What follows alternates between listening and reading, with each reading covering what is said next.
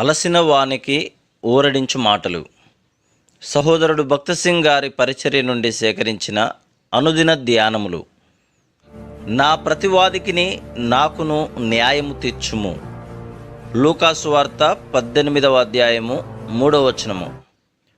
శక్తివంతమైన ప్రార్థనా జీవితం యొక్క రహస్యమును దేవుని వాక్యమునందు లూకా 18 మొదటి 8 వచనములలో చూడగలము. ప్రభువు మనలను విధవరాలు వలెను తనను అన్యాయస్థుడైన న్యాయాధిపతితోనూ పోల్చుకొనుచున్నాడు. ఈ వాక్య భాగము ద్వారా మన ప్రార్థనలకు సంపూర్ణమైన జవాబు ఎట్లు పొందగలమో తెలుసుకొనగలుగుచున్నాం. కొన్ని సమయముల యందు ప్రార్థనలకు జవాబు వచ్చుటలో ఆలస్యమైనను మనం పట్టుదలతో ప్రార్థించిన యెడల నిశ్చయముగా జవాబు పొందగలము. ఇక్కడ రహస్యం ఏమనగా, ఆ బీద విధవరాలు తన హక్కును ఎరిగియుండెను. ఆమె అడుగుచున్నదెల్లను న్యాయబద్ధమైనదేనని న్యాయాధిపతి యొద్దకు మాటి మాటికి వెలుచుండెను. ఆమె ఫిర్యాదు ఏమో మనం ఎరగము. ఒకవేళ ఆమె ఆస్తిని ఎవరైనాను బంధువులు కానీ పొరుగువారు కానీ అన్యాయముగా తీసుకొని ఉండవచ్చును. నిశ్చయముగా న్యాయాధిపతి తనకు న్యాయము తీర్చునని నమ్మి అనుమానము లేకుండా తన ఫిర్యాదును అతని యొద్దకు తీసుకొని వెళ్ళెను. మనము ప్రార్థించినప్పుడెల్లను అడుగు వాటినన్నిటినీ పొంది ఉన్నామని నమ్మవలెను. మనము ఆయనకు మొరపెట్టిన ఎడల కొంత ఆలస్యమైనను ఆయన నిశ్చయముగా మన మనవి ఆలకించును. తిరిగి జన్మించని వారు ఇట్లు ఆయన యొద్ద మనవి చేయలేరు. వారు ఏమి పొందినను దేవుని కనికరమును బట్టియే పొందుచున్నారు కానీ తిరిగి జన్మించిన వారికైతే అడిగి పొందుటకు హక్కు కలదు. విమోచింపబడిన దేవుని బిడ్డలముగా మనము ఆయన యొద్ద అడిగి పొందుటకు సర్వ హక్కులు కలిగి ఉన్నాము.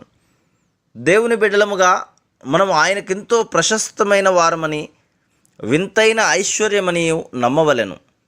కీర్తన 135:4 వచనం. ఆయన ఉన్నతమైన ఉద్దేశము నిమిత్తమై మనల్ని ఏర్పరచుకొనెను. మన జీవితము, మన అక్కరలు ఆయన దృష్టికి ఎంతో అమూల్యమైనవి. మానవ జ్ఞానము చేత ఆయన ఐశ్వర్యము యొక్క విలువను లెక్కించలేము. యేసుక్రీస్తు ప్రభు తన స్వరక్తమిచ్చి మనల్ని కొనెను గనుక మనమెంతో అమూల్యమైన వారము. మానవుల దృష్టికి మనము బలహీనులము, బుద్ధిహీనులముగా కనబడవచ్చును కానీ మనము దేవుని దృష్టిలో ఆయన స్వకీయ సంపాద్యముగా ఉన్నాము. ఇట్టి నిశ్చయతతో మన ప్రతి అక్కర కొరకై ఆయన యొద్ద మొరపెట్టవచ్చును. కానీ మనలో అనేక మందిమి అట్టి నిశ్చయత లేకుండా భిక్షగాండ్రవలెనుందుము. మనము ఆయన స్వకీయ సంపాద్యము గనుక ఆయన యొద్ద అడిగి పొందుటను నేర్చుకొనవలెను. ఆయనకు స్వకీయ సంపాద్యమే కాకుండా దాచబడిన ధనముగా కూడా ఉన్నాము.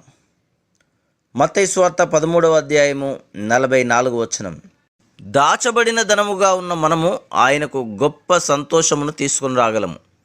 ఆయన మన కొరకై గొప్ప క్రయము చెల్లించెను గనుక ఆయనకు గొప్ప ఆనందము తీసుకుని రాగల ఆధిక్యత కలిగి ఉన్నాం. మన జీవితం ద్వారా దేవునికి సంతోష ఆనందములు తీసుకొని వచ్చినట్లు మనము ప్రార్థించవలెను. భూమి మీదను భూమి క్రిందనున్న వాటి కంటేను మనము ఆయనకెంతో అమూల్యమైన వారం. మనము ఆయనకెంతో ప్రశస్తమైన వారమని నమ్మి ఎంతో ధైర్యముగా ఆయన సన్నిధికి వెళ్ళి మన సమస్యలను ఆయనకు తెలియజేయగలము.